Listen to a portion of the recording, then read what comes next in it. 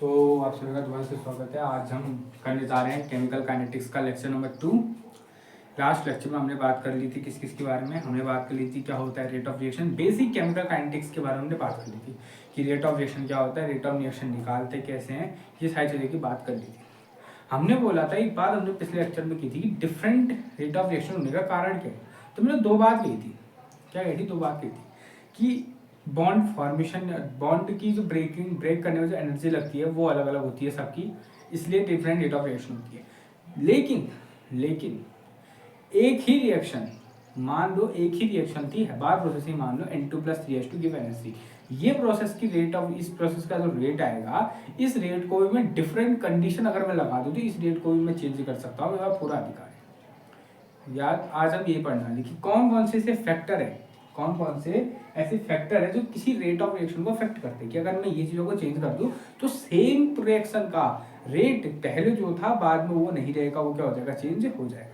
तो आज का हमारा टॉपिक है factor affecting rate of reaction, जिसमें सबसे पहला द मोस्ट इंपोर्टेंट है कंसंट्रेशन ऑफ रिएक्टेंट।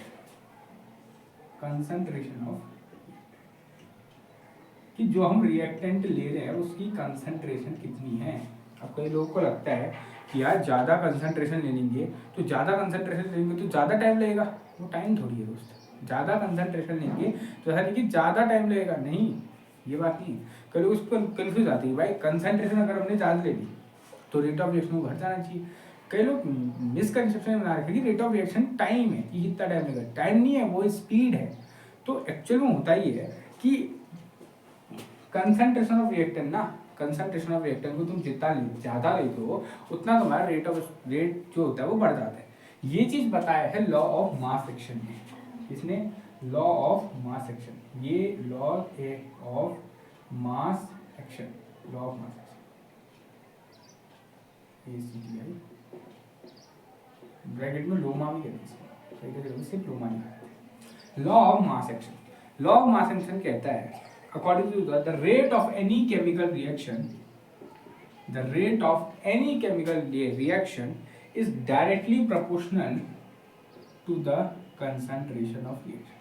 कि रेट ऑफ एनी रिएक्शन, कोई भी रेट हो, मतलब किसी भी केमिकल रिएक्शन का रेट हो, वो डायरेक्टली प्रोपोर्शनल होता है उस रिएक्शन के कंसंट्रेशन पे। ये सीधा लॉ ऑफ मास एक्शन की स्टेटमेंट है कि the rate of chemical reaction being directly proportional to the concentration of reactant participation in reaction. जितने भी कंसंट्रेशन है रिएक्शन में पार्टिसिपेट कर रहे हैं उनसे डायरेक्टली प्रोपोर्शनल। एग्जांपल ले दी, this is A+B gives product. हमें सिर्फ ये जो कंसंट्रेशन है सिर्फ रिएक्टेंट से मतलब है, हमें प्रोडक्ट की कंसंट्रेशन मतलब नहीं है। हम कैसे स्टार्टिंग में यहाँ प्रोडक्ट की कंसंट्रेशन कैसे बढ़ा सकते हैं, हम हमारे पास अधिकार सिर्फ किसका, रिएक्टेंट का है। तो हम लॉ ऑफ मास से कहते हैं कि जो रेट है वो रिएक्टेंट की कंसंट्रेशन पे डिपेंड करता है। तो मैंने एक रिएक्शन दी A+B, जिन्होंने मिलकर क्या बनाया, प्रोडक्ट में। तो according to law of mass action ये कहता है कि जो रेट है वो डायरेक्टली प्रोपोर्शनल है इन्हीं रिएक्टेंट की कंसंट्रेशन में। ये है लोमा, ये जो रेट है ये डायरेक्टली प्रोपोर्शनल है इनकी कंसंट्रेशन में, ठीक है। अब जब कंसंट्रेशन टर्म हटते में प्रोपोर्शनल हटता है तो तुम्हें भी पता है, मुझे पता है, सबको पता है क्या आता है, कांस्टेंट आता है के, एक कांस्टेंट आता है के। इस के का नाम होता है यहाँ पे रेट कांस्टेंट। इसके बारे में ये बहुत तगड़ी चीज़ है।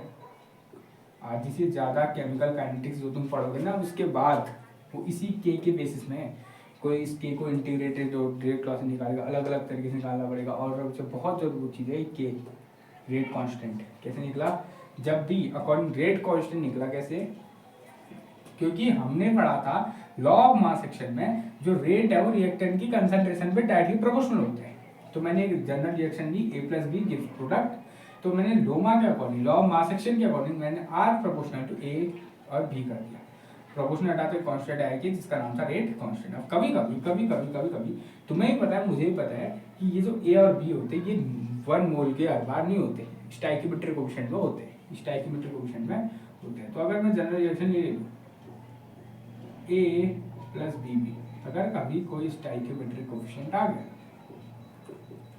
रेट ऑफ रिएक्शन में तो उससे डिवाइड करते थे रेट लिखने में, यहाँ क्या करते हैं, रेट लोमा के अकॉर्डिंग टू लोमा, लोमा किसी लड़की का नाम नहीं है, लॉ ऑफ मास एक्शन का शॉर्ट फॉर्म है।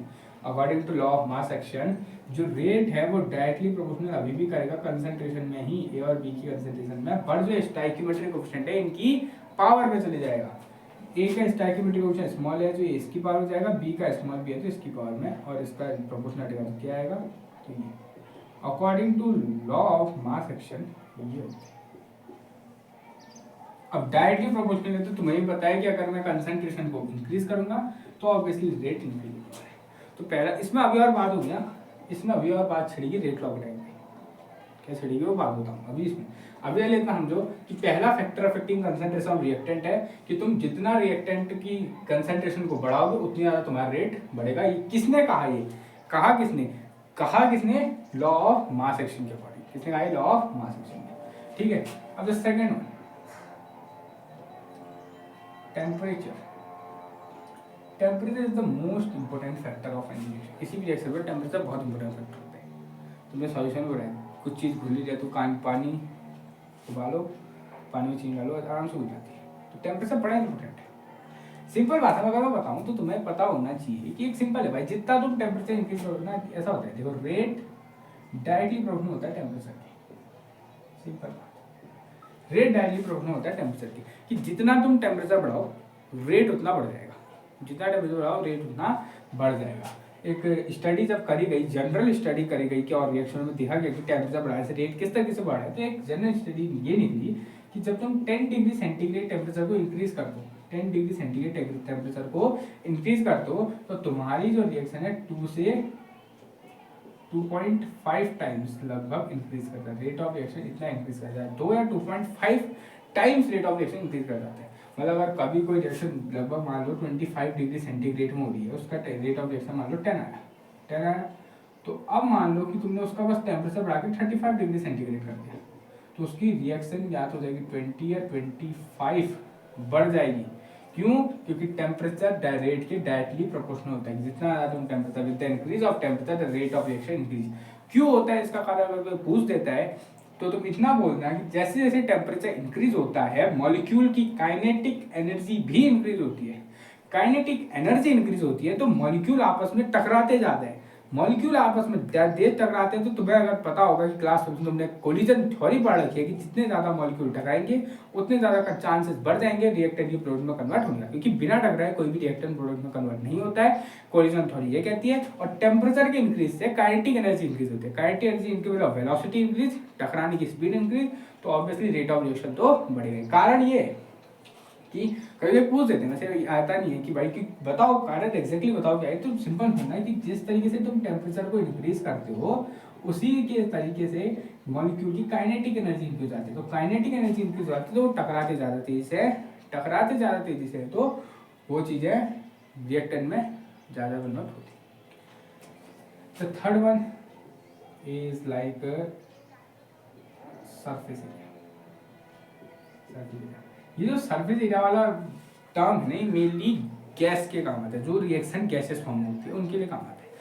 अब देखो तुम्हें भी पता है, मुझे भी पता है, अभी मैंने बताया कि भाई कोलिजन थ्योरी बहुत इंपॉर्टेंट है। मतलब कोलिजन होना, रिएक्टेंट को प्रोडक्ट में कन्वर्ट करने के लिए कोलिजन का होना सबसे ज्यादा क्या है, इंपॉर्टेंट है। कोलिजन का होना सबसे ज्यादा इंपॉर्टेंट है।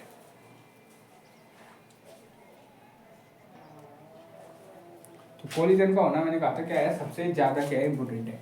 अब देखो कोई गैसियस स्टेट में, किस स्टेट में, गैसियस स्टेट में, समझो ध्यान से समझना, कोई गैसियस स्टेट में, गैसियस स्टेट में मतलब वो हवा में ऐसे से घूम रहा है, तो टकरा हवा में जब ऐसे घूम रहे हैं तो उनको टकराने की उनकी जो पॉसिबिलिटी होती है थोड़ी सी कम हो जाती है in the comparison of surface area. अगर मैं उनका सरफेस एरिया बढ़ा दूँ, मतलब मैं ऐसा कर दूँ कि एक सरफेस दे दो उनको टकराने के लिए। एग्जाम्पल, एक रिएक्शन होती है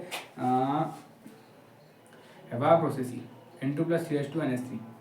अगर मैं इसको नॉर्मल करूँ तो इनकी रेट ऑफ रिएक्शन कम होता है। बट अगर मैं इसी रिएक्शन को प्लेटिनम सरफेस में कराता हूँ या आयरन सरफेस में, एक्चुअली प्लेटिनम सरफेस में होती है रिएक्शन, अगर मैं इसको प्लेटिनम सरफेस में कराता हूँ ना, तो ये जो मॉलिक्यूल होते हैं सरफेस में बैठ जाते हैं। बैठने के बाद आराम से टकराने की पॉसिबिलिटी इनकी ज़्यादा हो जाती है और आराम से टकरा के प्रोडक्ट में कन्वर्ट हो जाते हैं। जनरल रिएक्शन है, जनरल अगर मैं तुम्हें जनरल रिएक्शन जनरल एक फिजिकल एग्जाम्पल दूँ, दो एग्जाम्पल देता हूँ। एक केमिकल, एक केमिस्ट्री रिएक्ट है, एक नॉर्मल नेचुरल रिएक्ट है। एक लकड़ी का बड़ी सी लकड़ी है, उसको जलाओ तो जलने में टाइम लगता है। उसी लकड़ी का तुम बहुत छोटे छोटे पीस कर दो ना, वो जल्दी जल जाते हैं। क्यों? क्योंकि जब तुम पीस करते हो, किसी लकड़ी के पीस करते हो, ये लकड़ी है, इसका सरफेस एरिया इतना बड़ा कर, जैसे तुम पीस करने लग गए तो इनका सरफेस एरिया थोड़ा सा बढ़ जाता है। जो बीच वाली लकड़ी थी, इसका सरफेस एरिया पहले तो इधर साइड और उधर साइड, ऊपर नीचे था, बट एक साइड से बढ़ गया, इस साइड से बढ़ गया। जितना ज़्यादा सरफेस ऑफ एरिया बढ़ गया वो जल्दी जल जाती है। दूसरा केमिकल एग्जाम्पल होता है, मैग्नीशियम की स्ट्रिप आती है, जलाना मतलब एसिड के साथ रिएक्ट कराना, लेट रिएक्ट करती है। उसी मैग्नीशियम पाउडर, मैग्नीशियम का पाउडर भी आता है, उसका जब तुम रिएक्शन आता है ना, बहुत तेजी से जलता है, बहुत ही ज़्यादा तेजी से वो जलती है। तो सिंपल बात है कि जितना ज़्यादा सरफेस एरिया तुम इंक्रीज होगा, उतना ज़्यादा रिएक्टेंट के कोलिजन इंक्रीज होंगे। सिंपल बात से बताऊँ तो सरफेस एरिया जितना ज़्यादा इंक्रीज होगा, उतने क्या इंक्रीज होंगे, कोलिजन इंक्रीज होंगे, नंबर ऑफ कोलिजन बढ़ेगी। और नंबर ऑफ कोलिजन अगर बढ़े तो तुम्हें पता है कोलिजन बढ़ते हैं तो रेट इंक्रीज करता है, तो पिछले वाले टॉपिक में ही तुमने बताया था। सिंपल बात। तो डायरेक्टली इस पे और इस पे अगर मैं ओवरऑल बात करूँ तो सरफेस एरिया के इंक्रीज होने से तुम्हारा रेट ऑफ रिएक्शन भी होता है। तो सरफेस एरिया के भी डायरेक्टली प्रोपोर्शनल है रेट, कि जितना ज़्यादा तुम्हारा सरफेस एरिया होगा उतना ज़्यादा तुम्हारा रेट बढ़ेगा। कार्य में बताया जाए, सरफेस एरिया ज़्यादा मतलब कोलिजन ज़्यादा, कोलिजन ज़्यादा मतलब रेट ऑफ रिएक्शन ज़्यादा। ठीक है, ये तीन। चौथा आता है पांचवा, दो और है, और दो थोड़ी थोड़ी। अरे यार चौथा आता है कैटलिस्ट। ये तुम्हारा चैप्टर का नाम पूरा होता है। चैप्टर का नाम है केमिकल काइनेटिक्स एंड कैटलिस्ट। ये कैटलिस्ट बाद में आएंगे, इनका क्या काम होता है बाद में समझाऊंगा, बट अभी समझ लो। अभी थोड़ा सा हल्का सा लिख दो कि चौथा नाम लिख दो कि कैटलिस्ट का काम करता है। कैटलिस्ट देखो, कैटलिस्ट का काम क्या होता है, कैटलिस्ट क्या करता है ना। देखो, अभी तुम्हें बेसिक चीज़ें अभी समझ नहीं आएगी, तो थोड़ी सी चीज़ों को ध्यान से समझने की कोशिश करना। ये रिएक्शन प्रोडक्ट, ये है प्रोडक्ट, ये है रिएक्टेंट, और ये है प्रोडक्ट। ये रिएक्टेंट, ये है प्रोडक्ट। रिएक्टेंट को ना प्रोडक्ट में कन्वर्ट होने के लिए ना मिनिमम अमाउंट ऑफ कुछ एनर्जी चाहिए होती है। मान लो तुम्हें कुछ चीज़ खरीदनी है, 100 रुपये की है, तुम्हें 100 रुपये चाहिए, तभी तुम्हें मिल पाएगी ना चीज़, तभी मिल पाएगी। ऐसे रिएक्टेंट को प्रोडक्ट में जब कन्वर्ट होना है तो उसे मिनिमम कुछ अमाउंट ऑफ चीज़ों, कुछ अमाउंट ऑफ चीज़ की एनर्जी की जरूरत होती है। तो मान लो सपोज ये एनर्जी का ग्राफ है ऊपर को, और ये रिएक्शन प्रोग्रेस का। मान लो एनर्जी टोटल कितनी चाहिए, इतनी एनर्जी चाहिए, यहाँ तक कितनी चाहिए। अब 100 रुपये की वो चीज़ है। अब तुम गए अपनी पहचान वाले के पास, तुम गए अपने दोस्त का, उसके दोस्त के आगे की दुकान है, उसने तेरे दोस्त ने सब आ मैं तेरे को सस्ते में दिला दूंगा। तुम गए, तुम्हें 70 रुपये चीज़ दिला दी, पहचान की वजह ना। तो पहचान ने क्या किया, दाम घटा दिया। पहचान ने क्या किया, दाम घटा दिया। तो कैटलिस्ट इज लाइक पहचान। कैटलिस्ट क्या करता है, कैटलिस्ट इसकी एनर्जी को घटाता है। अब वो कैसे घटाता है, ये बात हम चैप्टर के आगे करेंगे, क्योंकि उसमें पूरा का पूरा एंटायर टॉपिक है कैटलिस्ट, तो उसकी बात बाद में करेंगे। तो बस ये क्या करता है, बस थोड़ी सी एनर्जी को घटाता है, एनर्जी को इतना करते हैं। तो आप रिएक्शन को कम, रिएक्टेंट को कम एनर्जी चाहिए, तो वो रेट ऑफ रिएक्शन बढ़ेगी। तो कैटलिस्ट करता क्या है, कैटलिस्ट इसको कहते हैं एक्टिवेशन एनर्जी। ये कहा जाता है एक्टिवेशन एनर्जी। एक्टिवेशन एनर्जी वो मिनिमम अमाउंट ऑफ एनर्जी होती है जो किसी भी रिएक्टेंट को प्रोडक्ट में कन्वर्ट होने के लिए चाहिए होती है। तो कैटलिस्ट क्या करता है, सिंपल बात, कैटलिस्ट बस एक्टिवेशन एनर्जी को कम कर देते हैं, एक्टिवेशन एनर्जी को कम कर देते हैं। और जितनी कम किसी की एक्टिवेशन एनर्जी होती है, उतनी ज़्यादा उसकी रेट ऑफ रिएक्शन होती है। क्या करो, ऐसे दिखा दो रेट को, ऐसे रेट जितनी कम जिसकी एक्टिवेशन एनर्जी, उतने ज़्यादा उसका रेट इन्वर्सली प्रोपोर्शनल। पहला इन्वर्सली प्रोपोर्शनल पहला इन्वर्सली प्रोपोर्शनल वाला वो आया कि रेट जितना ज़्यादा, जितनी कम एक्टिवेशन एनर्जी उतना ज़्यादा रेट। कम कौन करेगा, कैटलिस्ट। कैटलिस्ट क्या है, कहा जाए कैटलिस्ट लाइक पहचान। पहचान से उसने डिस्काउंट ले दिया, यही चीज़ उसने क्या किया, उसने क्या कर दिया, एनर्जी में थोड़ा डिस्काउंट दे दिया। एनर्जी कम चाहिए तो कैटलिस्ट रिएक्टर आराम से प्रोडक्ट में कन्वर्ट हो जाएगा। तो पांचवा आता है फोटोकेमिकल इक्वेशन। Photochemical reaction. देखो, कुछ रिएक्शन ऐसी होती है ना जो किसी स्पेसिफिक चीज की प्रेजेंट में ही होगी। तुम चाहे उसका कंसंट्रेशन बढ़ाओ, चाहे तुम उसका टेम्परेचर बढ़ाओ, चाहे सरफेस एरिया बढ़ाओ, चाहे तुम कैटलिस्ट डालो, कुछ भी डाल दो, वो फर्क नहीं पड़ेगा, क्योंकि वो कुछ ऐसी रिएक्शन है जो किसी एक परफेक्ट चीज के प्रेजेंस में होती है। वो रिएक्शनों को ही कहते हैं एक टाइप से फोटोकेमिकल या रिएक्शन। फोटोकेमिकल सबसे बड़ा एग्जांपल इसका है फोटोसिंथेसिस। फोटो या तुम कुछ भी करो फोटोसिंथेसिस के लिए, तुम रात में थोड़ी फोटोसिंथेसिस करोगे, चाहे तुम जितना कंसंट्रेशन बढ़ाओ, जब तक सनलाइट नहीं होगी फोटोसिंथेसिस नहीं हो सकता है, जब तक सनलाइट नहीं होगी फोटोसिंथेसिस नहीं हो सकता है। तो यही बात, चाहे तुम कंसंट्रेशन बढ़ाओ, कैटलिस्ट डालो, टेम्परेचर बढ़ाओ, कुछ नहीं बढ़ाओ, तो कुछ ऐसी पर्टिकुलर रिएक्शन होती है किसी इफेक्ट या लाइट की प्रेजेंस हो। सिंपल बात, किसकी प्रेजेंस होती है? प्रेजेंस ऑफ लाइट में, प्रेजेंस ऑफ लाइट। उसको तुम कुछ भी कर दो, कुछ फर्क उसमें नहीं पड़ेगा। एग्जाम्पल उसका फोटोसिंथेसिस रिएक्शन। ये 5 तुम्हारे फैक्टर अफेक्टिंग है जो किसी केमिकल रेट ऑफ रिएक्शन को चेंज करते हैं। कौन कौन से हो गए? पहला हो गया concentration, law of mass action पढ़ा है, ये अभी जरूर आएगा, लॉ ऑफ मास एक्शन याद रखना। अब मैं लॉ ऑफ मास एक्शन की दोबारा बात करना रहा हूँ। तुमने पढ़ा है क्या? Concentration with the increase of concentration rate increase होता है। तुमने पढ़ा है temperature with the increase of temperature collision increase करते हैं, कोलिजन इंक्रीज करते हैं तो रेट बढ़ता है। With surface area with the increase of surface area collision दोबारा इंक्रीज करते हैं, कोलिजन इंक्रीज करते हैं तो दोबारा रेट बढ़ता है।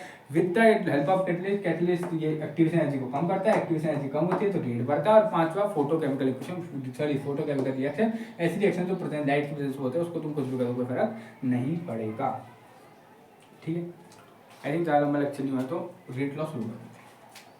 अगला टॉपिक आता है रेट लॉ। अब हम थोड़ा सा, एक लॉ आया था हमारा पीछे, लॉ ऑफ मास एक्शन, इनको डाल देते हैं फिर पढ़ाते हैं इस चीज़ को। ठीक है, तो अब आते हैं एक चीज़, हेडिंग डालना रेट लॉ। क्या डालना? Rate law, rate law. अब तुमने अभी एक लॉ पढ़ा था, लॉ ऑफ मास एक्शन। तुमने पढ़ा था एक general reaction, let us take a general reaction A plus BB gives product. ये एक जनरल रिएक्शन थी, A plus BB gives product. अब भी तुमने एक लॉ पढ़ा था, क्या था वो? Law of mass action. According to law of mass action, law of mass action, लोमा के अकॉर्डिंग क्या था? रेट इक्वल टू होता था K इंटू ए की कंसन, ए इंटू बी कंसंट्रेशन हो गया और इनकी पावर इनके स्टाइकियोमेट्रिक कोफिशिएंट। ठीक है, ये था थ्योरेटिकल। अब हमने अब भाई ऐसा है ना, थ्योरेटिकल किसी की मनमर्जी थोड़ी चल रही। ऐसे तो मैं भी कह दूंगा कि भाई ऐसा होता है, ऐसा होता है। एक्सपेरिमेंट तो करना होगा, एक्सपेरिमेंट करेंगे तभी तो चीज़ें आगे बढ़ेगी। तो लोगों ने क्या करना शुरू किया? लोगों ने एक्सपेरिमेंट करना शुरू किया कि ऐसा कुछ होता है, नहीं होता है। तो लोगों ने जब एक्सपेरिमेंट किया, बाय एक्सपेरिमेंट, जब लोगों ने एक्सपेरिमेंट किया तो उन्हें क्या दिखा? उन्हें दिखा रेट बराबर क्या प्रोपोर्शनल लेते हैं, के बाद अभी प्रोपोर्शनलिटी वाला सही। रेट प्रोपोर्शनल अभी भी है किनकी? कंसंट्रेशन। लोमा की बात सही हो रही थी, ये रेट प्रोपोर्शनल अभी भी कंसंट्रेशन की, और कंसंट्रेशन के कुछ पावर पे तो डिपेंड कर रहे हैं, कुछ पावर पे तो डिपेंड कर रहे हैं कि आर प्रोपोर्शनल टू ए की पावर एक्स और बी की पावर वाई। लेकिन लोमा इस जगह पे गलत हो गया। लोमा कहाँ पे गलत हुआ? लोमा गलत हुआ कि x and y may be a and b और may be not a and b। किसी x और y थे ना, ये a और b हो भी सकते हैं और a और b नहीं भी हो सकते हैं। ये कोई गारंटी नहीं थी कि भाई वो इस टाइप के बुट्री कोएफिशिएंट होंगे। एक्सपोनेंशियल में डिपेंड जरूर कर रहा था, एक्सपोनेंशियल में डिपेंड कर रहा था। जैसे मैं एग्जांपल दूं, किसी की रेट ऑफ रिएक्शन ऐसा आ गया, r प्रोपोर्शनल टू a की पावर 1 b की पावर 2, ऐसा है। अब जरूरी नहीं कि भाई इसका रिएक्शन a प्लस 2b ही हो, a प्लस 4b भी हो सकता है, पर यहाँ पे 2 आया। क्यों? एक्सपेरिमेंट में जब चेक किया होगा उन्हें पता चला होगा कि जैसे a की कंसंट्रेशन दुगनी कर रहे हैं तो 2 इंटू ए हो रहा होगा, रेट तो दुगना बढ़ा होगा। ध्यान से ना, a की कंसंट्रेशन मान लो तुमने दुगनी करी तो r प्रोपोर्शनल टू 2 इंटू ए और b की पावर 2। तो इस 2 को अगर मैं डिवाइड करेंगे तो रेट कितना बढ़ा? 2 टाइम्स बढ़ा। डिवाइड करेंगे इससे ये कटेगा, इससे ये कटेगा, इससे ये कटेगा, तो रेट कितना बढ़ा? 2 टाइम्स बढ़ा। ओके ओके, अब देखना, लेकिन अब जैसे तुमने बी की कंसंट्रेशन बढ़ी, बी की कंसंट्रेशन तुमने इंक्रीज करी 2 टाइम्स, तो जब बी की कंसंट्रेशन इंक्रीज करी, जनरली इसके अकॉर्डिंग तो भाई होना क्या चाहिए था? बी की कंसंट्रेशन अगर तुम करते हैं तो 2 टाइम करते हो, 2 की power 4, 2 to the 4 to the 8 to the 16 time. Rate कितना होना चाहिए था? 16 टाइम बढ़ जाना चाहिए था। बट एक्सपेरिमेंट से ये देखा कि इसकी जब 2 करी तो रेट सिर्फ 4 टाइम बढ़ा। तो 2 की क्या पावर में 4 टाइम रेट बढ़ सकता है, तो तब उन्होंने पता करा कि 2 की पावर 2 होती है, इसलिए प्रोसेस किया। तो हुआ क्या, ये इसके क्वेश्चन अभी हम करेंगे, लेकिन बात यह आई कि जब रेट लॉ, जब एक्सपेरिमेंटल लोगों ने किया लोमा को सही साबित करने के लिए, गलत साबित करने, जैसे भी किया जरूर उन्होंने, तो उन्होंने ये तो सही कहा कि जो रेट है वो डिपेंड तो कर रहा है रिएक्टेंट की कंसंट्रेशन में, पर रिएक्टेंट की कंसंट्रेशन की जो एक्सपोनेंशियल पावर है ना, वो जरूरी नहीं कि वो स्टोइकियोमेट्रिक कोएफिशिएंट ही हो, वो अलग भी हो सकते हैं, मे बी और मे नॉट भी हो सकते हैं। तो उन्होंने यही कहा। अब याद रखना ये था थ्योरेटिकल, क्योंकि लोमा ने कोई भी एक्सपेरिमेंट नहीं किया, और ये था एक्सपेरिमेंटल, क्योंकि इसको करने में एक्सपेरिमेंट किया गया। तो जो रेट लॉ, और यही एक्सपेरिमेंटल लॉ को कहा गया रेट लॉ।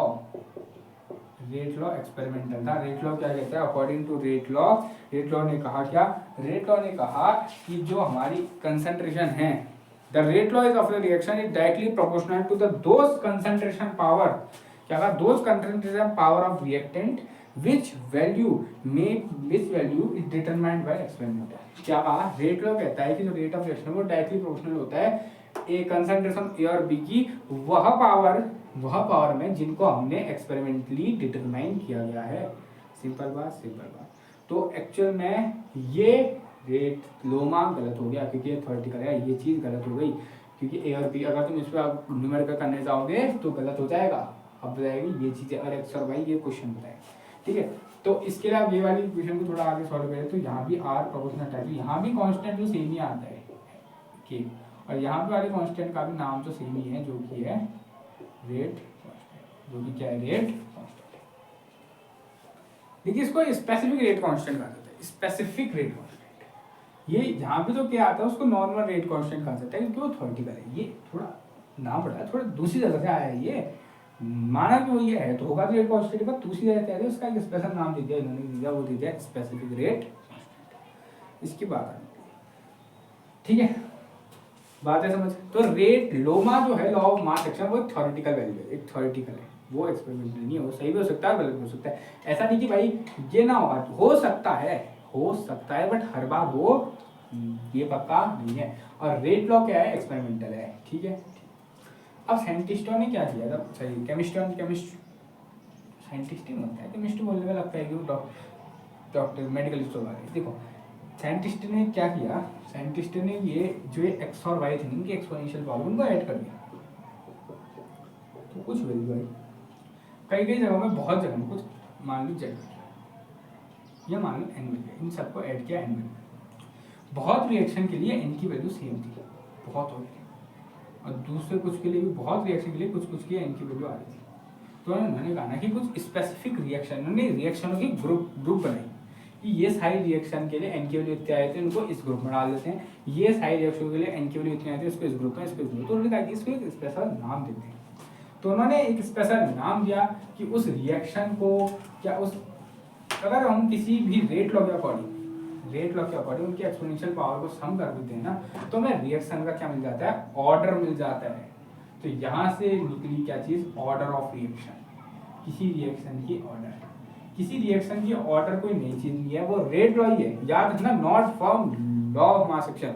लोमा के अकॉर्डिंग नहीं है वो, लोमा तो गलत हो गया, ए प्लस बी वहां नहीं करोगे, तुम क्या करोगे, according to from rate law के जो भी रेट था, मान लो आर प्रोपोर्शनल टू ए की पावर एक्स और बी की पावर वाई, एक जनरल रिएक्शन के लिए ये था एक जनरल रिएक्शन के लिए। जनरल रिएक्शन में ले लेते हैं ए प्लस बी गिव्स प्रोडक्ट, ठीक है।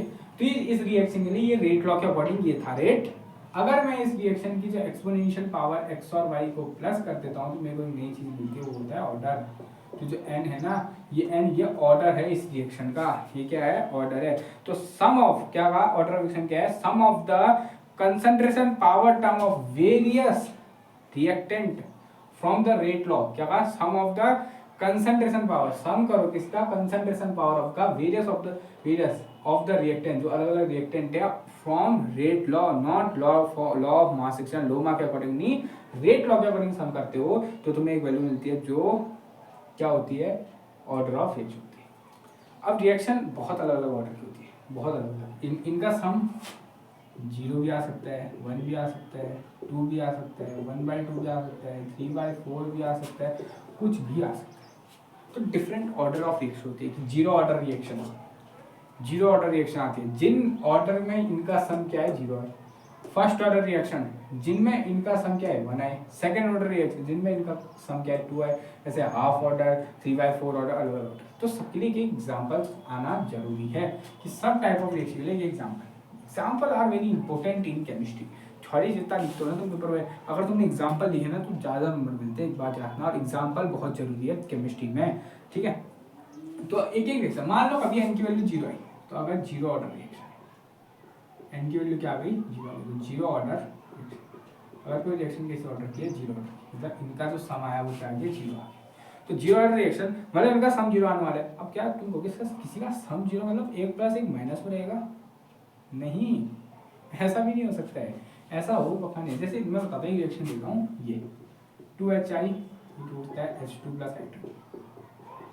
इसका जो रेट लॉ है ये होता है R = K A की पावर HI की पावर 0 होता है। अगर तुम इसी चीज को लॉ ऑफ मास एक्सचेंज से लिखते ना, तो HI की पावर 2 लिख देते और रिएक्शंस को सेकंड ऑर्डर की बना देते, बट नहीं, सेकंड ऑर्डर की नहीं है, ये 0 ऑर्डर की।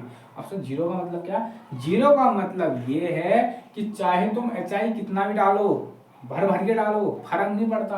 क्यों? अगर इसकी पावर 0 मतलब 1 तो R = K। तो इसका मतलब ये है कि भाई हमारा कंसंट्रेशन पे रिएक्टेंट की रेट डिपेंड नहीं कर रही है। नहीं कर रही मतलब नहीं कर रही है। तुम चाहे जितना भी HI की ज्यादा डालो कम डालो, कोई फर्क नहीं पड़ेगा, रेट बराबर ही रहेगा। ऐसी रिएक्शन ना जीरो ऑर्डर आता नहीं है कि 1 की पावर माइनस, हाँ आ सकता है। एक और कंडीशन है कि अगर कोई ए और बी हो, 1 की पावर 1 हो, 1 की पावर -1, ये भी होता है, बट ऐसा उतना नहीं आता है, इसको भूल जाओ। जीरो ऑर्डर का सिंपल मेन मतलब ये है कि तब जब हमारी जो रेट है वो कंसंट्रेशन पे डिपेंड ही ना करे ना, चाहे तुम कितना डालो फर्क नहीं पड़े। तो उसको कहते हैं क्या? उसको कहते हैं जीरो ऑर्डर रिएक्शन, क्योंकि उसमें उसकी पावर 0 लेनी पड़ेगी, तब तो डिपेंड नहीं करेगा ना। रेट लॉ में कुछ ना कुछ तो पावर लेते हैं, तो हम उसकी बात लेते हैं 0। तो उस कंडीशन में जो रेट लॉ होता है वो सिर्फ किस में डिपेंड करता है? Rate, specific rate constant. Simple बात। ओके, अब आते हैं दूसरी और फर्स्ट ऑर्डर।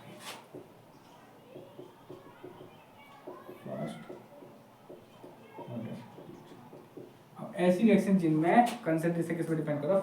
फर्स्ट ऑर्डर में ये H2O2 हाइड्रोजन पेरोक्साइड, ये H2O प्लस O2 4 2 2 2 4 2 2 4, ठीक। ये हाइड्रोजन पेरोक्साइड, इसका क्या डिकम्पोजिशन, हाइड्रोजन पेरोक्साइड का डिकम्पोजिशन, ये एक फर्स्ट ऑर्डर है। अगर अब देखो क्यों इसका रेट लो ऐसा आता है, R = K H2O2 की पावर 1 आता है। अगर तुम लॉ ऑफ मास एक्सचेंज लेते तो यहाँ भी तुम डाल देते 2 और तुम कहते ये तो सेकंड ऑर्डर रिएक्शन है, बट नहीं, ये फर्स्ट ऑर्डर ही है। कि जिस तरीके से तुम इसको बढ़ाता हुआ तुम इसको 2 गुना कर दोगे तो रेट भी 2 गुना होगा, ये 3 गुना होगा तो रेट भी 3 ही गुना होगा। अगर 2 रख देते तो भाई ये 2 गुना होता तो रेट 4 गुना होना चाहिए था, और 3 गुना रखते तो 9 गुना होना चाहिए था, बट ऐसा नहीं हुआ। ये रिएक्टेंट के साथ साथ बढ़ाते, ये कैसी रिएक्शन है? फर्स्ट ऑर्डर है, क्योंकि यहाँ H2O2 की पावर 1 पे डिपेंड करती है। ये है ऑर्डर, ये है ऑर्डर, क्या ये होता है? ठीक है, अब आती देखो फ्रैक्शनल ऑर्डर 1 2 3 4 तो पूछ लेते हैं, तगड़ा आता है फ्रैक्शनल। अगर पूछ देगा अभी फ्रैक्शनल ऑर्डर की बताओ, कोई एग्जांपल दे दो फ्रैक्शनल ऑर्डर का, फ्रैक्शनल ऑर्डर की कोई एक एग्जांपल दे दो। फ्रैक्शनल ऑर्डर की एग्जांपल यहाँ दो, पूछते हैं भाई फ्रैक्शनल ऑर्डर की, तो मैं कहता हूँ सिंपल भाई, क्यों देनी? एक सिंपल रिएक्शन है CH3CHO, क्या है CHO एल्डिहाइड ग्रुप CH3, क्या होता है इसका नाम? कौन नाम जल्दी बताओ अगर तुम्हें याद है तो।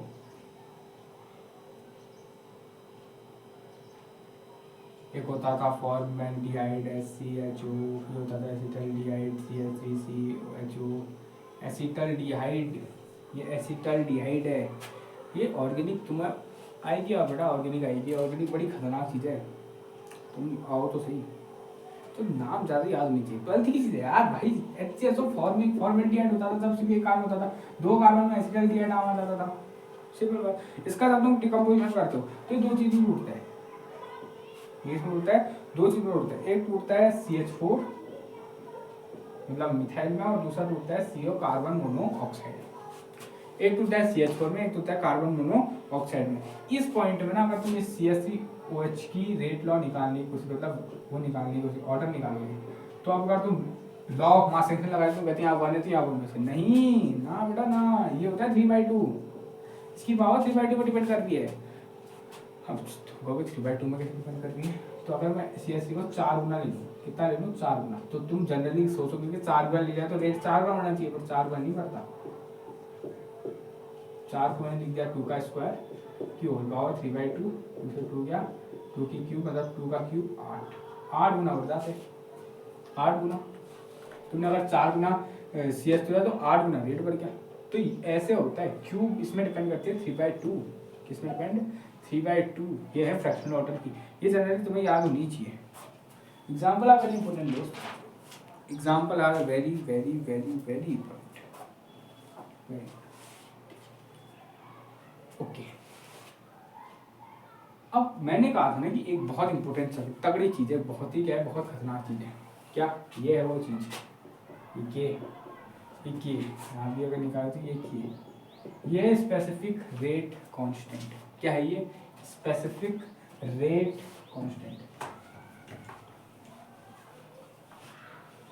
तो ऑर्डर ऑफ एक्शन समझ आए, एक बार देख लेते हैं कि अगर ज़्यादा टाइम नहीं हुआ है तो फिर मैं स्पेसिफिक रेट कांस्टेंट को बढ़ा देता हूँ।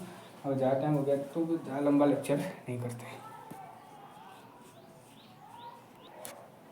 कोई ना, अभी आधे घंटे का लेक्चर हुआ है तो रेट कांस्टेंट पे आ जाएगा, हेडिंग डालो स्पेसिफिक रेट कांस्टेंट। इसको भी खत्म कर देते हैं। स्पेसिफिक रेट कांस्टेंट कहाँ से आता है? स्पेसिफिक रेट कांस्टेंट के तो सर ये आता है रेट लॉ से। रेट लॉ में जब प्रोपोर्शनल हटता है तो एक कांस्टेंट आता है कि जिसका नाम होता है स्पेसिफिक रेट कांस्टेंट। बेटा इसकी बहुत महिमा है, यहाँ पढ़ोगे इंटीग्रेटेड रेट लॉ में इसी की वैल्यू निकालने में आफत आती है। आफत तो नहीं है, सरल है, कोई आफत की चीज़, मज़ा आता है। आफत नहीं आती है, मज़ा आता है। देखो स्पेसिफिक रेट कांस्टेंट की एक्चुअली होता ही है ना भाई, बात ऐसी है, बहुत सी ऐसी चीज़ें हैं ना जिसकी डेफिनेशन हम नहीं बता सकते। हाँ, बहुत सी ऐसी चीज़ें ना जिसकी डेफिनेशन हम नहीं बता सकते विदाउट एनी कंडीशन। अगर मैं कंडीशन ना लगाऊं, मैं किसी की डेफिनेशन, बहुत सारी चीज़ों की डेफिनेशन नहीं बता सकता। रेट कांस्टेंट, इसकी डेफिनेशन बिना मैं उसके नहीं बता पाऊंगा, बिना किसके, बिना कोई कंडीशन के। थर्मोडायनेमिक पढ़ोगे स्पेसिफिक रेट, वो हीट कैपेसिटी, उसके लिए भी कंडीशन लगानी पड़ती है। बहुत अलग कुछ केमिस्ट्री की ऐसी चीज़ें हैं, टर्म्स है, जिनको बिना कंडीशन लगाए तुम उसकी डेफिनेशन को नहीं बता सकते। उसमें से एक है ये। अब इसमें देखो थोड़ा सा बात करते हैं। देखो स्पेसिफिक रेट कांस्टेंट को एक जनरल रिएक्शन ले लेते हैं, रेट R2P, एक जनरल रिएक्शन ले लेते हैं R2P फॉर क्या, let us for to define the specific rate constant let us consider general reaction R2P। Rate law के अकॉर्डिंग क्या होगा? रेट लॉ के अकॉर्डिंग होगा, according to rate law, according to rate law के according rate होगा directly proportional reactant की concentration power n होता है ऑर्डर, तो मैंने n ही लिख रखा है, xy लिखा है। और हाँ, ऑर्डर को n से दिखाते हैं, ऑर्डर को किससे दिखाते हैं? n से। n होता है मतलब n = 1 मतलब फर्स्ट ऑर्डर रिएक्शन, n = 2 मतलब सेकंड ऑर्डर, n = 3 मतलब थर्ड ऑर्डर। अभी इसकी भी बहुत बात आने वाली है, ये जुड़ गया, सारी चीज़ें जो तुमने अलग अलग पढ़ेगी नहीं एक जगह पे इकट्ठा होने वाली है, अब भी बताता हूँ, ठीक है। अब देखो ये आ गया प्रोपोर्शनल हटता है, एक बहुत बढ़िया चीज आती है कि आर की बात है। अब एक छोटी सी महिमा देखो, अब सुनो, अब मैं इस के को डिफाइन करना है। के को डिफाइन करना बहुत आसान है, मैं किस तरीके से मानूँ? मैं नहीं कर सकता, मेरे पास है ही नहीं कि मैं के चीज को डिफाइन कर दूँ। किसी कांस्टेंट को मैं बिना कंडीशन की डिफाइन नहीं कर सकता, याद ना। मैं किसी बेसिक कांस्टेंट को डिफाइन करना मेरे को बहुत मुश्किल पड़ता है। तो मैं क्या करता हूँ समझना, मैं ये करता हूँ, मेरे को क्या चीज़ पता है? मेरे को पता है रेट। रेट क्या है मेरे को पता है ना, मेरे को प्योर पता है रेट। तो अगर मैं इस के को इस रेट के बराबर कर दूँ, आर के = आर कर दूँ, तो मैं डायरेक्टली कह सकता हूँ ना कि जो हमारा रेट कांस्टेंट है वो रेट ही है, एक टाइप का, वो एक टाइप का रेट ही है। अब कब वो कंडीशन आएंगे? अब देखो कब होगा, जब ये एक्स्ट्रा टर्म, ये जो ये आर की पावर है ना, ये कंसंट्रेशन आर की पावर है, ये हट जाएगा। ये चीज़ अगर हट गई तो मैं डायरेक्ट R = K आ जाएगा, R = K आ जाएगा, तो अब हटेगी वैसे तब इसकी वैल्यू 1 होगी। जब इसकी वैल्यू 1 होगी तब ठीक ना, 0 होगी तो फिर के ही उठ जाएगा, तब तो दिक्कत आ जाएगी। और कुछ और होगी तो फिर के नहीं 2 के 3 के कुछ और आ जाएगा। तो जब इसकी वैल्यू मैं 1 कर दूंगा ना तो मेरा क्या आएगा, r इक्वल टू के हो जाएगा, r इक्वल टू के। तो मैं डायरेक्ट कह सकता हूँ कि मेरा रेट कांस्टेंट कोई नई चीज है, वो रेट ऑफ रिएक्शन ही है इस कंडीशन में। अब वो कंडीशन मुझे ढूंढनी है। अब बात है तुम अब दिमाग लगाओ सर इसकी वैल्यू 1 कैसे कर सकते हैं, तो तुम कहोगे सर दो तरीके, n इक्वल टू 0 कर दो, किसी की पावर 0 करना चाहता है, बहुत बढ़िया है, दिमाग से लगाया बच्चे ने, n को 0 कहते, एक बार सर n को 0 नहीं कहते ना, r को 1 कहते हैं। मैं कंसंट्रेशन को ही यूनिटी ले लेता हूँ, कंसंट्रेशन, और जब मैं 1 ले लूंगा तो 1 की पावर तो कुछ भी 1 होता है, ठीक है। अब तुम्हारे पास दो रास्ते हैं, n को 0 कहना या r को 1 कहना। तुम कहोगे ना, एक दिमाग अगर तुम्हारे पास होगा तुम कहोगे सर ये वाला रास्ता अपनाते, ये रास्ता नहीं अपनाते, क्यों नहीं अपनाते? अगर मैंने n को 0 कह दिया तो मेरी रेट लॉ की जो रेट कांस्टेंट की डेफिनेशन हो जाएगी ना वो सिमट के रह जाएगी, किसमें, सिर्फ जीरो ऑर्डर रिएक्शन में। मेरी first order, second order, fractional order में मैं कुछ नहीं कर पाऊंगा, क्यों, क्योंकि मैंने n को 0 कह दिया। तो मेरी यहाँ जो डेफिनेशन बनेगी वो सिर्फ जीरो ऑर्डर की बनेगी, और मैं समझा तो, और मैं किसी की ऑर्डर को तो मैं डिफाइन नहीं कर सकता। तो ये रास्ते को तो दूर, अब रास्ता बचा ये वाला। मेरे पास रिएक्टेंट तो मैं अपने हाथ से डालूंगा ना रिएक्शन में, मेरे पास दिखा रहे तो मैं क्या होता है यूनिटी डाल देता हूँ, तो मैं रिएक्टेंट को यूनिटी डाल देता हूँ तो 1 हो जाएगा। जैसे 1 हुआ ये चीज हट जाएगी, तो मैं यहाँ कंडीशन क्या लूंगा, इस रिएक्टेंट को क्या ले लूंगा, यूनिटी ले लूंगा, यूनिटी मतलब 1 ले लूंगा। तो 1 के बाद कुछ भी होगा तो 1 ही आ जाएगा, r इक्वल टू क्या आ जाएगा। तो अगर आप डेफिनेशन बोलनी है तो क्या समझना, if the concentration of reactant rate constant is defined as the if the concentration of reactant is 1 mole per liter, 1 mole per liter अगर मैं कंसंट्रेशन मतलब यूनिटी कंसंट्रेशन ले लूँ, then the specific rate constant is equal to the rate of reaction। उस condition में हमारी specific rate constant किसके बराबर होता है, रेट ऑफ रिएक्शन के बराबर, ठीक है। अब मेरे पास दोबारा ध्यान सुनना, मैंने कैसे निकाला, मैंने दोबारा बोल रहा यार, बहुत सारी हमारे पास ऐसी चीजें होती है जिनकी डेफिनेशन बनाना केमिस्ट्री के ऊपर डायरेक्ट डेफिनेशन नहीं बन पाती है, कुछ ना कुछ कंडीशन लगानी पड़ती है। एग्जांपल ये है, एग्जांपल आगे पढ़ोगे स्पेसिफिक हीट कैपेसिटी, उसमें यही होता है। तो मेरे को कंडीशन लगानी थी। अब मेरे को भाई के की वैल्यू मेरे को क्या पता है, इस इक्वेशन में मेरे को किसके बारे में होता है, मैं कंसंट्रेशन की क्या डेफिनेशन दूंगा, कंसंट्रेशन की मैं कोई डेफिनेशन दे सकता हूँ, नहीं दे सकता। मेरे को सिर्फ रेट की डेफिनेशन पता है, रेट मेरे को पूरा पता है क्या है rate, change the concentration of species upon given time interval, given time interval simple. तो मैं वही चीज उसकी मैं ऐसा भी ना कर दूं कि मैं इस रेट कांस्टेंट को इसी के बराबर कर दूं, फिर मैं डेफिनेशन बना दूं कि जो हमारे रेट कांस्टेंट है वो रेट ऑफ रिएक्शन ही है गिवन कंडीशन में। अब मेरे को बस वो गिवन कंडीशन को नहीं थी, गिवन कंडीशन मेरे पास दो आई कि मेरे को इसको 1 करना है, तो मेरे पास दो कंडीशन दिया, तो n को 0 कर दिया, इसको 1 ले लूं। n को 0 करने से मेरी चीजें सिमट के रह जाती है सिर्फ जीरो ऑर्डर में, मैं फर्स्ट सेकंड थर्ड ऑर्डर की बात कर ही नहीं पाता। तो मैंने सोचा कि मैं इस कंसंट्रेशन तो मेरे हाथ में ना, मैं तो कितनी भी डालूं, तो मैंने डाल दी यूनिटी कंसंट्रेशन, मतलब 1 मोल पर लीटर मैंने कंसंट्रेशन अगर डाल दी, तो जैसे मैंने ये डाला तो 1 की पावर n 1 ही हो गया। तो r इक्वल टू क्या आ गया, तो डिफाइन करने के लिए गए तो if we take the concentration of reactant is 1 mole per litre, then the specific rate constant is equal to the rate of reaction. समझ आई, रेट ऑफ रिएक्शन है क्या, रेट ऑफ रिएक्शन सिंपल ये बात है कि जब तुम कंसंट्रेशन में यूनिटी लेते हो तो रेट ऑफ रिएक्शन। अब कुछ प्रॉपर्टी, मतलब क्या है, प्रॉपर्टी तो नहीं कह सकते, तुम कह सकते हो प्रॉपर्टी नहीं है, क्या प्रॉपर्टी है, कुछ इस के की प्रॉपर्टी है, प्रॉपर्टी क्या भैया, प्रॉपर्टीज है, के की क्या है, प्रॉपर्टीज। क्या प्रॉपर्टी, सबसे पहली बात तुमने के को कब डिफाइन किया, तुमने के को डिफाइन किया जब तुमने कंसंट्रेशन की यूनिट रखा ना, कंसंट्रेशन को यूनिट रखा तब तुमने के को डिफाइन किया। तो सबसे पहली चीज है ना कि rate constant specific rate constant is does not depends on rate constant is does not depends on what, does not depends on concentration.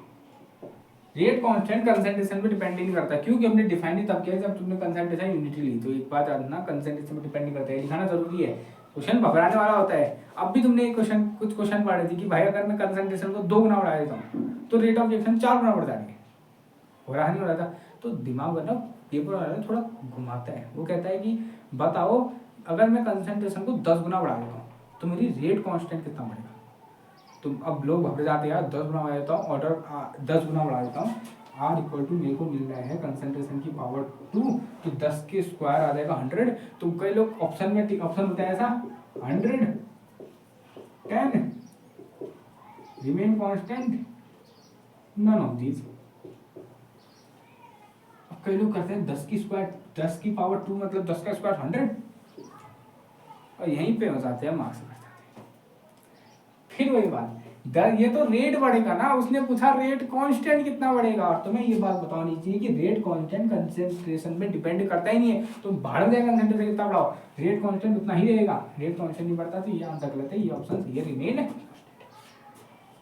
तो दूसरी बात है सर, अगर किसी में रेट कांस्टेंट इसमें डिपेंड नहीं करता कंसंट्रेशन में, तो किसी में तो करना चाहिए। तो मैंने कहा ठीक है, हाँ जरूर भाई करता है किसमें, रेट कांस्टेंट only सिर्फ only depends upon the temperature और कभी कभी प्रेशर भी। ये जो रेट कांस्टेंट है ना, वो टेम्परेचर पे डिपेंड करता है और प्रेशर पे डिपेंड करता है, क्योंकि प्रेशर की बात उतनी नहीं करते, टेम्परेचर इंपॉर्टेंट है कि भाई रेट कांस्टेंट टेम्परेचर डिपेंड करते हैं। तो क्वेश्चन आता है कि भाई इनमें से रेट कांस्टेंट किसके चेंज होने में चेंज हो जाएगा, कंसंट्रेशन के चेंज होने में, ऑर्डर के चेंज होने में, रिएक्टेंट की टेम्परेचर चेंज होने में, या नॉन ऑफ दिस। तो किस चेंज होने में, टेम्परेचर के चेंज होने में रेट कांस्टेंट में चेंज आता है, रेट कांस्टेंट की वैल्यू में चेंज आता है। तो ये कुछ प्रॉपर्टी है। ओके, अब आती है अब इसमें पता नहीं ना, एक वो आरएनएच क्वेश्चन होती है log K2/K1 EA 2.2.303 EA T2 minus T1/T1 ऐसा एक इक्वेशन होती है कि टेम्परेचर वो निकालने के लिए प्रॉपर्टी इक्वेशन होती है कि टेम्परेचर ये होती है लॉग K2/K1 K2 मतलब इक्वल टू वो होती है ये अपॉन 2.303 ये upon 2.303 log T2 minus T1 upon T1 T2 ऐसी ये होती है R ये होती है आरएनएस इक्वेशन कहते हैं। ये हेल्प करती है चेंज में, अगर तुम T1 से T2 चेंज करोगे टेम्परेचर को तो K1 से K2 हमारे चेंज होगा। इसका तुम्हारी जरूरत अभी है नहीं, क्योंकि इस सेमेस्टर में तुम्हें ये चीज़ नहीं करनी है, ये तुम्हारा इम्पोर्टेंट मोस्ट इम्पोर्टेंट लिख दो इस चीज़ को, ये इससे सवाल आते हैं। Most important property number 3 order of rate constant. देखो रेट ऑफ रिएक्शन का ऑर्डर तो सिंपल था, क्या था, mole litre inverse second inverse, mole litre inverse second inverse, simple order. इसका ना होता, इसका डिपेंड करता है order of rate of reaction depends upon क्या, order of reaction, order of sorry unit of rate of, क्या लिखा, unit of rate of reaction की यूनिट सिंपल थी मोल litre inverse second inverse, but rate constant की unit depend करती है order of reaction. कैसे depend करती है, थोड़ा सा दिमाग लगाओ, हर बार तो यूनिट होगी ना, अभी कुछ ना कुछ होगी। अब देखो के की यूनिट निकालनी है, के इक्वल टू क्या आएगा, आर अपॉन आर की पावर एन, कंसंट्रेशन की पावर एन। अब सर यूनिट निकालते, यूनिट का होता है, आर की यूनिट होती है mole inverse, mole litre inverse second inverse, ठीक है। इसकी होती है मोल लीटर इनवर्स की होल पावर एन है, अभी ऑर्डर डिपेंड कर रहे हैं, ठीक है। थोड़ा सा डिराइव करते हैं, बढ़िया वाली फॉर्मूला निकाल देते हैं, तुम्हारी मदद करेगा। मोल लीटर इनवर्स एम की पावर एन वाला फॉर्मूला है कि एन सब जगह जाएगा तो मोल की पावर एन लीटर की पावर माइनस है, ठीक है। अब कई लोग यहीं छोड़ देते हैं कि भाई इसमें तुम एन के वैल्यू डालना सॉल्व करना, घबरा जाते हो, कई लोग मत छोड़ते हैं, मत करना, मैं बताता हूँ क्या करना है, सिंपल डालो, मोल को ले जाओ ऊपर, मोल की पावर ऊपर 1 है और नीचे एन है। कभी भी तुम्हें बताओ बेस सेम होते हैं, पावर अगर डिवीजन में है तो पावर माइनस हो जाती है, बेस सेम डिवीजन में पावर माइनस हो जाती है, तो mole 1 minus N, okay. Base same power division में पावर माइनस हो जाती है, तो -1 प्लस माइनस एन, और सेकंड वर्स ऐसे ही, तो अच्छी से लिखे तो आ जाएगा मोल 1 माइनस एन लीटर, ये पॉइंट हो जाते हैं n-1, ये है तुम्हारा सबसे बड़ा ब्रह्मास्त्र। तुम्हें इसकी कोई जरूरत नहीं है, तुम्हें बस ये फॉर्मूला याद रखना है। किसी भी ऑर्डर की, चाहे जो ऑर्डर दे रखा हो, तुम्हें उसके लिए डायरेक्ट तुम रेट कांस्टेंट की यूनिट निकाल सकते हो। फॉर्मूला डायरेक्ट है, ऐसा नहीं कि ये ट्रिक नहीं है। ये कल कहते हैं सब ट्रिक है, ट्रिक हर जगह काम करिए। ट्रिक थोड़ी है भाई, तुम्हारे सामने मैंने डिराइव करके निकाल रखा है फॉर्मूला। ये फॉर्मूला तुम डायरेक्ट एन की वैल्यू डालो। एन क्या है? ऑर्डर। एन क्या है? ऑर्डर। चलो निकाल देते हैं, 3-4 क्वेश्चन कर ही देते हैं। एन इक्वल टू 0, 0 ऑर्डर के लिए रेट कांस्टेंट की वैल्यू डालो 0। के इक्वल टू इम्प्लाई दैट के इक्वल टू मोल की power 1 minus 0, 0 minus 1 second inverse. क्या जाएगी? मोल माइनस मोल 1 की क्या लिखते हैं? Litre inverse second inverse. तो 0 ऑर्डर के लिए ना, 0 ऑर्डर के लिए मोल रेट कांस्टेंट की वैल्यू मोल लीटर इनवर्स सेकेंड इनवर्स होती है, मतलब रेट की ही बराबर होती है। याद आ रहा है कुछ पीछे? अगर मैं इसको 0 ले लेता तब भी तो यही वाली कंडीशन आती। तो अभी भी देखो रेट कांस्टेंट रेट के बराबर है, तो इसकी यूनिट भी इसके बराबर होगी, जो कि निकल गई, प्रूफ हो गई कि रेट कांस्टेंट की यूनिट 0 ऑर्डर के लिए रेट के बराबर होती है। अगर मैं इसको 0 लेता तब भी आता, बट वो सीमित हो जाता है, इसलिए मैंने उसको 0 नहीं किया। एन इक्वल टू 1 के लिए निकाल लेते हैं, ये इंपॉर्टेंट है। अब के इक्वल टू ठीक है 1 आना है, तो मोल की पावर 1 माइनस 1, लीटर की power 1 minus 1 second inverse. 1 minus 1 0, मोल की पावर 0 1, ये भी 0 देगा, गया 1, तो बचेगा इसमें सेकेंड इनवर्स। तो फर्स्ट ऑर्डर के लिए जो रेट कांस्टेंट की वैल्यू होती है, रेट कांस्टेंट की यूनिट होती है, वो होती है second inverse. First order rates के लिए इनका काम क्या आएगा अगली वीडियो में पक्का होता है, बहुत इंपॉर्टेंट चीज़ है पकड़ना। सेकंड ऑर्डर, अब तुम्हारे लिए होमवर्क है सेकंड ऑर्डर और थर्ड ऑर्डर। ये तुम्हारे लिए होमवर्क है कि सेकंड ऑर्डर का और थर्ड ऑर्डर की रिएक्शन बता दूँ। मैं तुम्हें फ्रैक्शन में रहता हूँ, एन इक्वल टू 2/3 या 3/2, अच्छा अच्छी है। N equal to 3/2, N equal to 3/2 fractional order. चलो वो भी जाते हैं, मैं बताता हूँ ट्रिक कैसी होती है। इसको ट्रिक नहीं होती, मतलब थोड़ा मैथ से ही खेलने का देता हूँ। मोल क्या है 1 माइनस 3/2 लीटर 3/2 माइनस 1 सेकेंड। ऐसे प्लेन में हो जाते हैं। देखो सिंपल बात है, बेस बराबर सीरीज। तुम्हें क्या चाहिए? तुम्हें चाहिए कि भाई इधर भी चल यार, तुम ट्रिक का समझ 1 माइनस 3/2 है, तुम यहाँ एडिशन हो गए, बाहर में जाएगा करोगे। तुम्हें बचपन में तुमने पढ़ा है लाइक फ्रैक्शन, तुम इस 1 को 2/2 लिख सकते हो, लिख सकते हो। 2/2 ही होता है, डिनोमिनेटर सेम है, तो 2 माइनस 3 माइनस 1, आंसर आ गया -1/2। कहाँ एल्शियम लेते हो? डायरेक्ट -1/2 लीटर, दोबारा वही 3/2 माइनस 1, 3/2 माइनस 1। अब इस -1 को मैंने लिख दिया 2/2। कहाँ से देख के लिखा इसका डिनोमिनेटर, कि जिससे मेरा डिनोमिनेटर सेम हो जाए। तो 2 सेम आ गया, ऊपर 3/3 माइनस 2 1, तो लीटर का 1/2 और सेकेंड में। तो इसका n/3 ऑर्डर के लिए रेट कांस्टेंट यूनिट आ गई लीटर 1/2, मोल की पावर -1/2 सेकेंड इनवर्स।